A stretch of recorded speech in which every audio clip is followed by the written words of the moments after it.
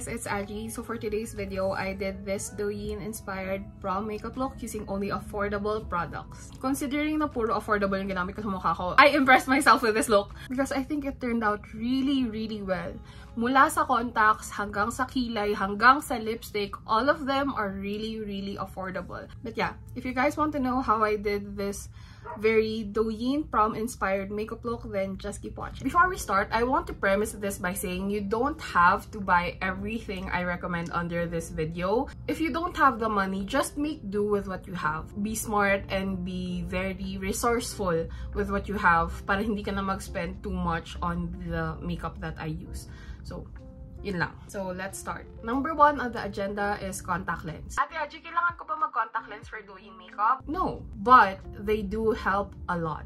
It just feels a little empty kung wala kang contact lens. And for contact lens recommendations, this is my top pick. Number 1, because it's affordable, and number 2, because it's locally accessible. Number 3, because it just looks nice. So kung makikita nyo yan, ganyan yung itsura niya. It is a spotlight type of lens, meaning hindi sila pantay. So kung makikita nyo, the brighter gray area is right here sa may gilid ng eyes.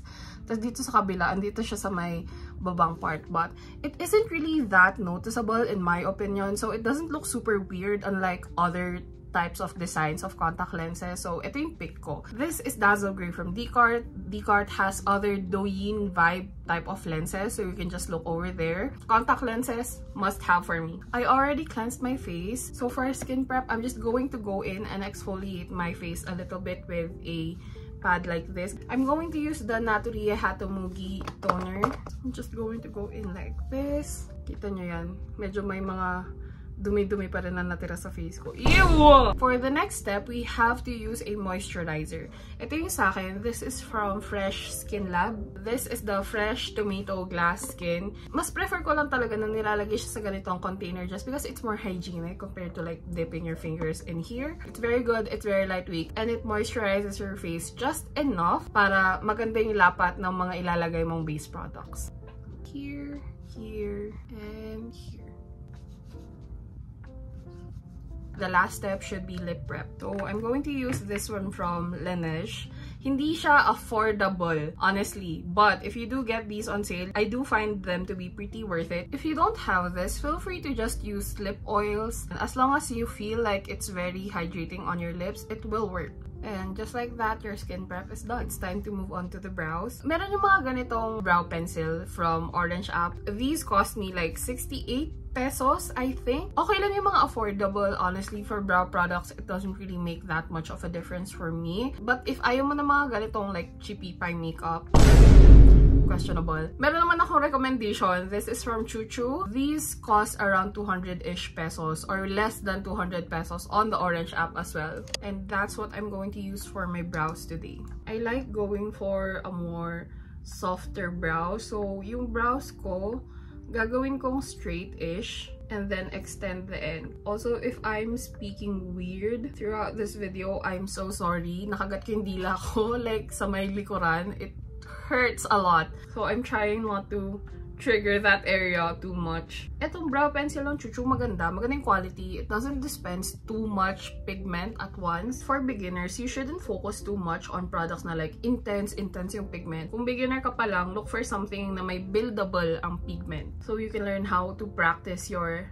makeup skills without making too much of a mess. Especially sa my front part, you don't want to make that too harsh kasi hindi na parang magmukhang Nike check ang kilay. Next, this is the Iraneda Ultra Lasting Eyebrow Gel. Ginagamit ko siya for the color kasi if you can see, it has a light warm brown. Ito yung original na packaging niya, but I transferred it to an old eyebrow mascara just because I prefer having this applicator more. So what I do with this is I brush it against the hair growth para ma-make sure ko na ma-coat even on the thicker parts of my eyebrow. And then after that, brush with the hair growth. Yan na siya. Ito yung difference ng with and without. Having brows like this is very nice kasi it still frames your face, but at the same time, walang anything dark that can pull away any attention from the other aspects of your makeup. So I'm just going to do the other eyebrow and come back for the base.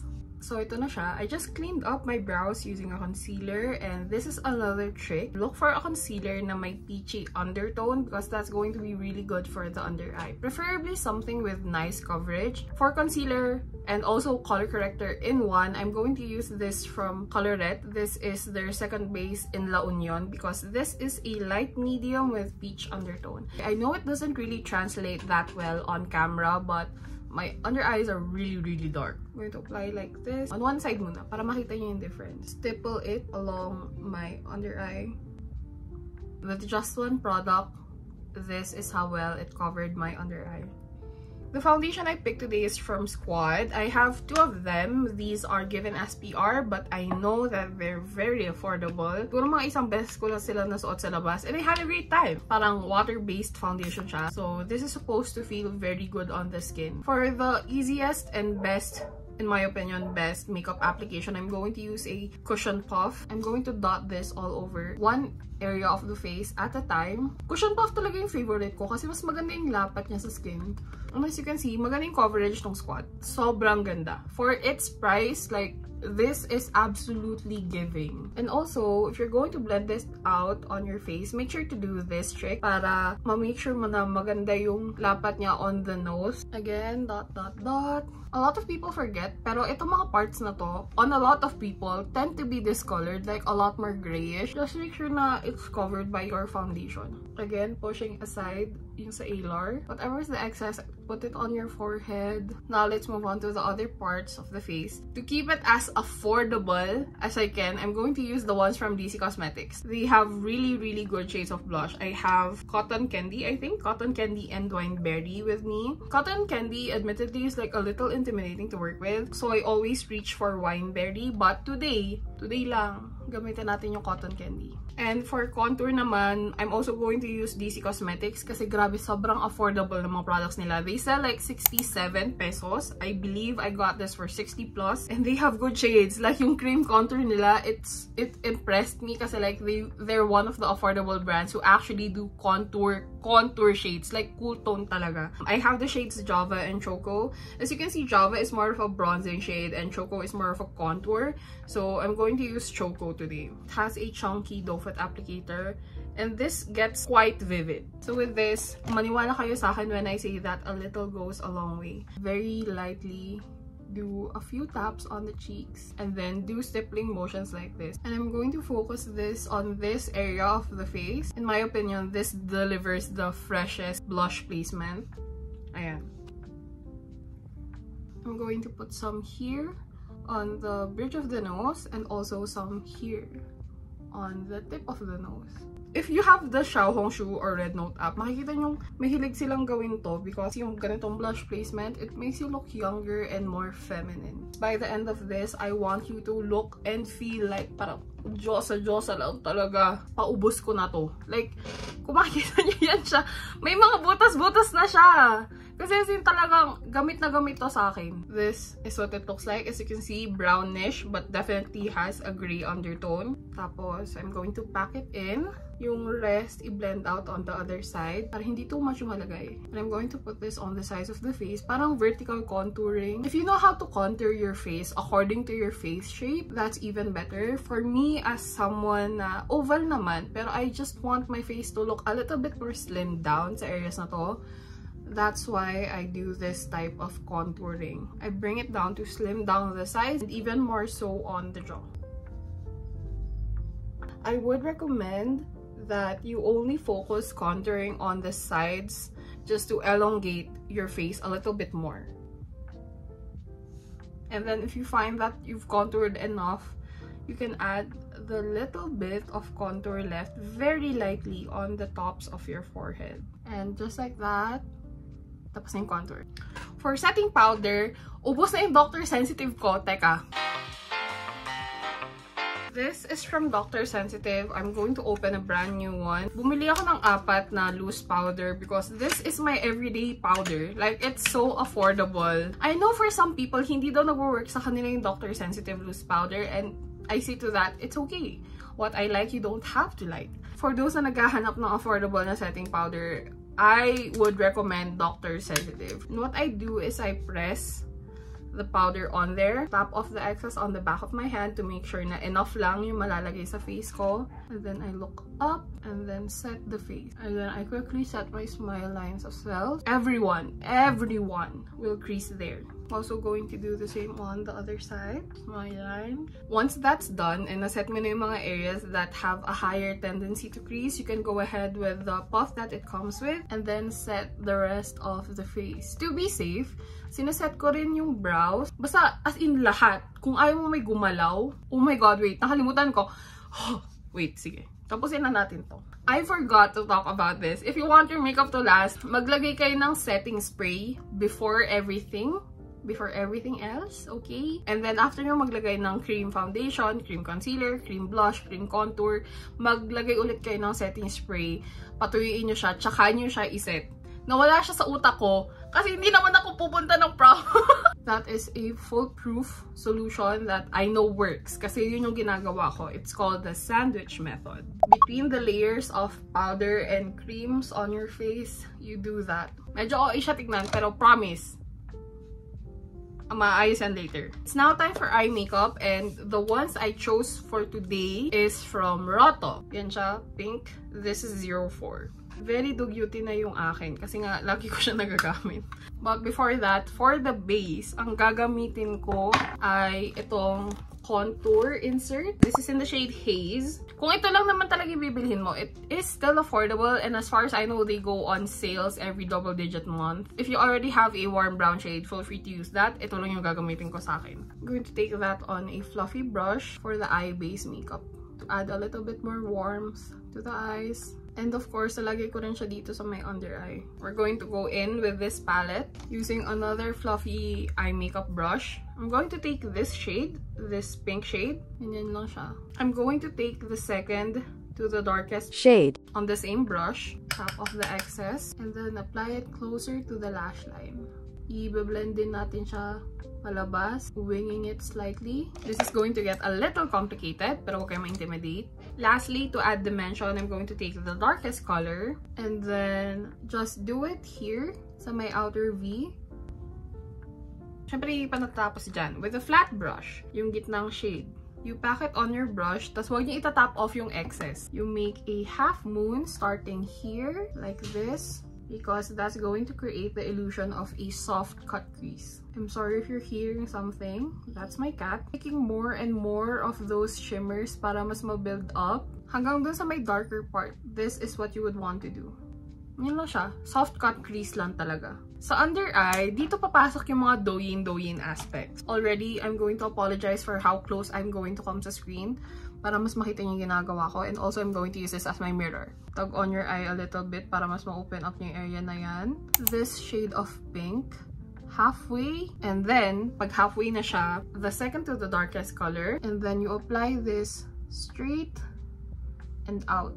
And then I'm going to take that same shade and I'm going to squint a little. I'm going to start drawing on my aegosal.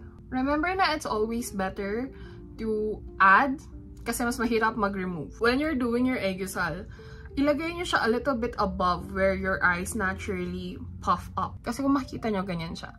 Andito siya sa may taas. But when I rest my eyes, bumababa yung linya na yon. So if you don't want your aegosal to look like eye bags, habang nakapuff siya, you put it a little bit higher. A really affordable find. I believe Floret has this, but that is more expensive.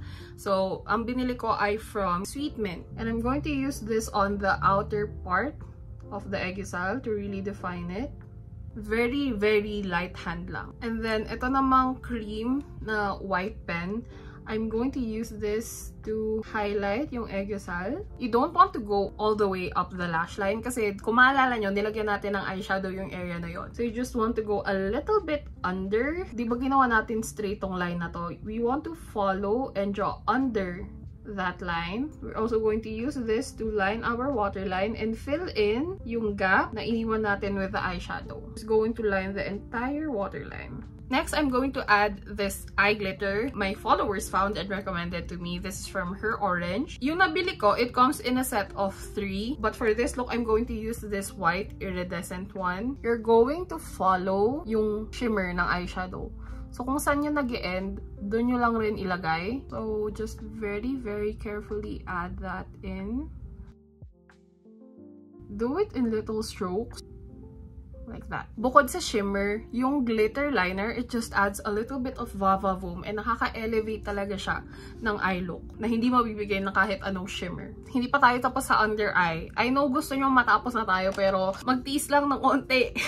This is a recent find. I forgot I had these. These are from Squad. This is their translucent pressed powder pero I find that it works really, really well as a brightening powder. Ilalagay natin yan sa my under eye to make sure na it's bright and it's set. Cream ang nilagay natin dyan and we don't want that to crease. Even here sa my corner, don't forget. Since na-brighten na yung under eye, I'm going to go in with this. This is a lighter shimmer. I'm going to focus this on the middle part. So kung nakatingin kayo ng straight, kung saan yung ilalim ng pupil nyo, that's where you put the most shimmer. Tapos kung ano yung natira, i-blend out nyo na lang sa sides niya. Ganyan.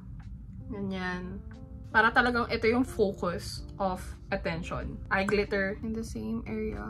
Unti-unti nyo nang nakikita yung vision. Intricate talaga tong look na to. Kasi yung request nyo sa akin, sabi nyo sa TikTok, gawin kong Douyin eh. O, ito yung Douyin. Another good that's also really affordable are these ones from Pink Flash. I'm going to use 03 Caramel, which is kind of like a dark warm brown. And I'm going to use it again to add emphasis on the under eye. Kung katulad ko kayo may epicanthal fold, a really good way is to look into a mirror, tapos ihilain nyo yung fold ng eye nyo, tsaka nyo iline yung inner waterline. And then, you continue to add here. So, kung saan tayo naglagay ng shimmer kanina, huwag nyo lagyan ng eyeliner yung taas niya. Continue a little bit after that, and then darken this area. So, again, ano yung gagawin na ito? It's going to add the illusion na dito nagsisimula yung lash line natin. So, it's going to open up the eyes a little bit more. Next, I'm going to add the 01 Black. This is also from Pink Flash. Palabas muna, straight. And then, once it meets kung saan yung line na drawing natin with the lower eyeliner, tsaka na natin siya i-flick a little bit upward. Sorry, ang tahimik ko. It takes a lot of focus to do my eyeliner. So, ayan. Gagawin natin lahat on one side of my eye first para makita nyo yung difference. For lashes, these are Douyin style lashes. Kahit anong makita nyo online, na like may ganitong design na parang medyo manipis, tas may mga spike siya, that's guaranteed to look a little bit more like manhwa lashes. Kasi it's meant to make your eyes look like they're animated. And it also, I find, photographs really well. So, I'm going to take these. By the way, these are also affordable, 150 or 120 something pesos. Kung gusto natin mas magmukhang lengthy yung lashes, we have to curl them. And it's going to look so much better on the eyes. A trick that I like to do is applying the lash glue on top of the lash band. Tapos applying them almost perpendicular to your lashes. But before that, we have to curl our lashes first. For the most part, dry na yung lashes. So, I'm going to stick them and apply them like this. Start with the inner part first, tapos yung middle, and then yung outer part, for your eyes to look a little bit lifted, you lift them up like this. And then, after that, habang natutuyo yung lashes, make sure to press them a little bit like this, just so pataas talaga yung point nila. Normally, I would also draw my lower lashes, but I understand that not everyone can do that.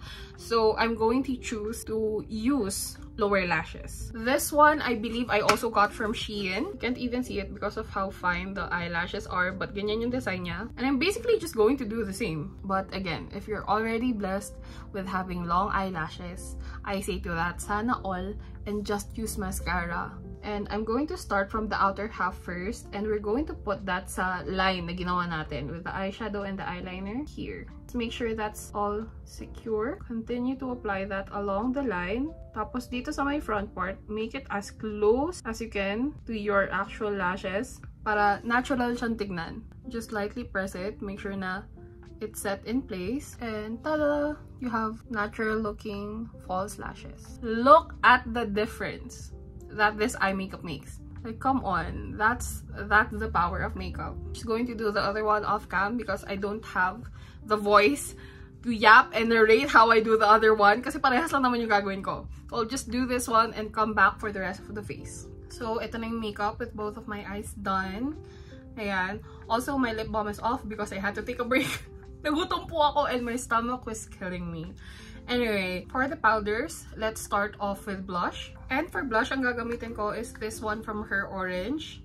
This is what it looks like. I believe it's kind of like a dupe slash knockoff of the 3CE blushes, but I don't really care. The quality I find is good. Yung cream blush na ginamit natin kanina is still peeking through. So I fear it would look too like rawr kapag gumamit pa tayo ng brighter blush on top of this. So just to melt the colors together, I'm going to use this one. It's kind of like a desaturated blush and it's in the shade 01. I'm going to take that on a big and like fluffy brush.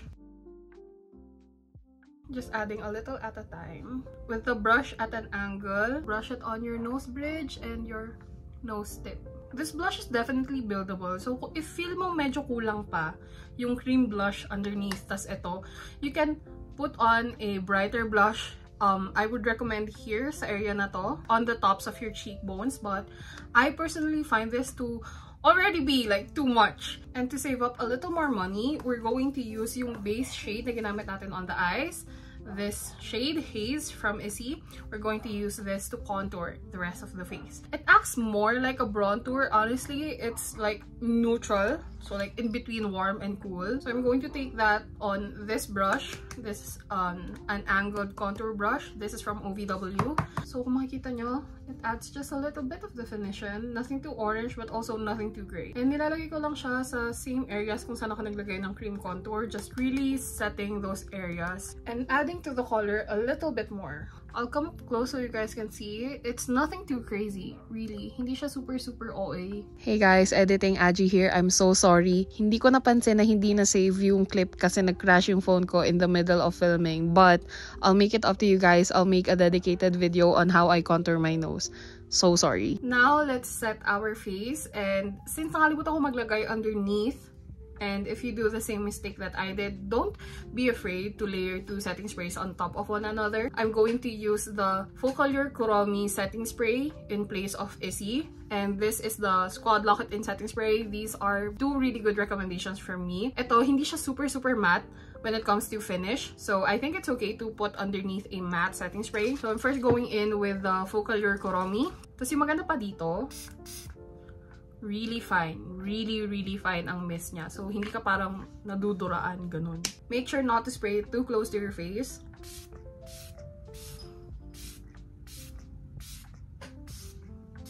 And then, I'll let this dry. Also, if you hear a bell ringing, that's my cat, Sachi. Gusto mo ba makita, Lalab? This is my cat. Iman na. Now, we're going to set it properly in place with this Squad Lock It In setting spray. Oh my god, my Shayla. My Shayla. Even though it was sent to me as PR, I'll probably continue to repurchase it. Yung only criticism ko here is that ang pangit ng mist niya. Hindi siya kasing fine nung sa Focallure. Hindi naman madura, but like very uneven, and my tendency talaga na mumuo into droplets because of the mist. With this set, it's now time to move on to lips. This is going to be a good choice. This is Deep Fig from Chuchu Beauty. If I'm not wrong, this is either 199 or 149. Conceal the lips first, just to make sure na medyo mas even yung application. I'm going to go in with Detail Lip Liners Cookie. This is their lip trace. I'm going to overline them dito sa may taas, tsaka dito sa may baba, like this. And then for the sides, I'm just going to follow the natural outline of my lips and blend it out. Very Douyin Korean blurred lip outline look, which I'm really into. Ito lang yung talagang in-overline ko, but with the blurring and everything, it made my lips look slightly bigger. Chuchu Juicy Dew Tint. So I'm just going to add that here sa may gitnang part.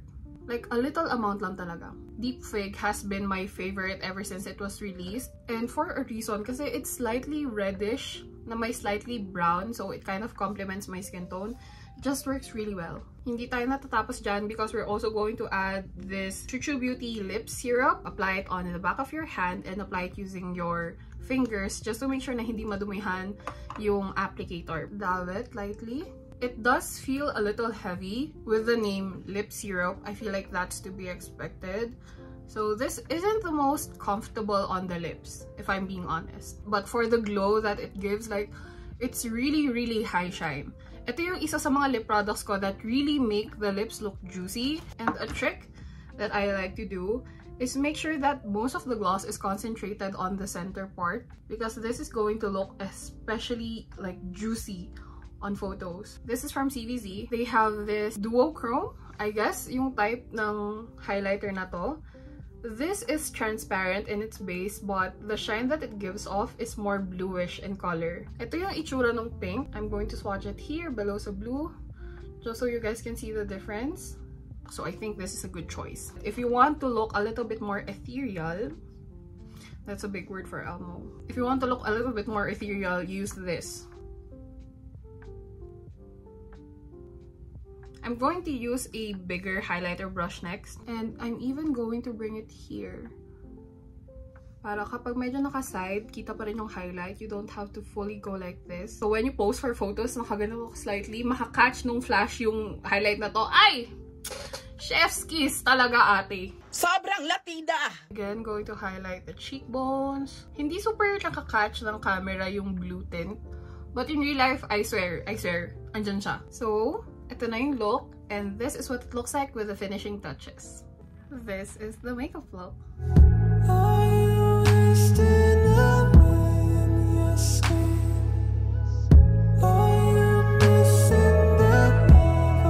So this is the makeup look. I just added some rhinestones. These are from Shein, but I believe you can get some on Shopee or Lazada. Either way, you can just search face gems and similar styles should pop up like this. Just to add a little pizzazz to the look. And also this headdress, which I also got from Shein. This just adds some Josa effect to the look. Also, the dog, the neighbor's dog. Kayo na lang mag-tutorial. Sige.